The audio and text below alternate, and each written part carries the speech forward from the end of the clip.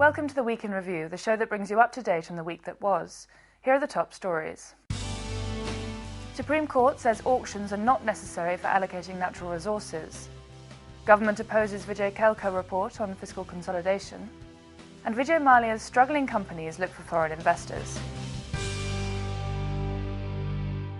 The Supreme Court passed a potentially landmark verdict on Thursday that clarifies how authorities should go about allocating natural resources.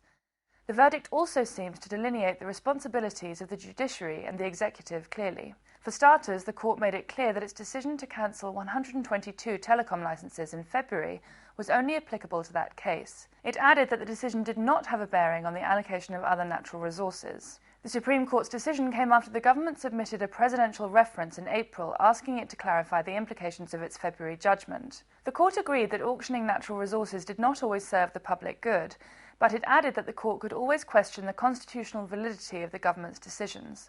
Telecom Minister Kapil Sibal welcomed the government's decision, saying it brought clarity to the issues in question. New data indicates some stability in India's fiscal situation. The fiscal deficit from the April to August period was at 3.38 trillion rupees. That's 65.7% of the budget target for the full fiscal year. The previous year stood at 66.3%. Net tax receipts during the April to August period were at 1.75 trillion rupees, while total expenditure was around 5.7 trillion. And the government may have announced a barrage of reforms recently, but it now seems to be setting the limits of how far it'll go.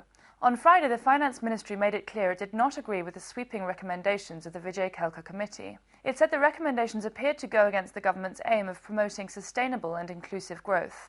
Former Finance Secretary Vijay Mallya headed a panel working on fiscal consolidation. It proposed withdrawing subsidies across the board. The government has already pulled back from one planned subsidy cut. Congress President Sonia Gandhi has killed the proposal to increase the price of sugar routed to the poor through the public distribution system. The decision was taken during a meeting of the Congress Core Committee. Prime Minister Manmohan Singh had argued in favour of the price increase during the meeting. Moving to corporate news, Vijay Mallya's liquor company, United Spirits, could soon get a foreign investor. It's in talks with international giant Diageo about a potential stake sale. It's considering an option where it buys 15% stake in United Spirits from Mallya's other company, the UB Group. United Spirits has a gross total debt of more than 8,000 crores. Reports of the negotiations came even as United Spirits held its annual general meeting. And Mallya's struggling airline, Kingfisher, is also looking for a foreign investor. On Wednesday, he said Kingfisher was talking to foreign carriers about a stake sale.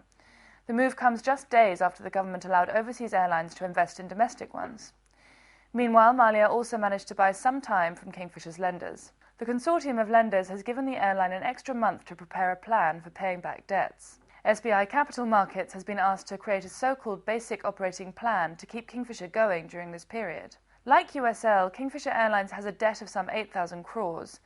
It has also drastically cut its fleet to just 7 planes from 66 in October of last year. That in turn has prompted aviation regulator DGCA to look into the issue. Its Director General, Arun Mishra, said that if Kingfisher did not utilise its winter schedule, its slots could be given to other airlines. And here are some stories in brief. The government has increased railway fares in 2 key segments by levying a service tax. Freight rates will go up 3.708% in October, and air-conditioned travel will also go up by a similar 3.7%.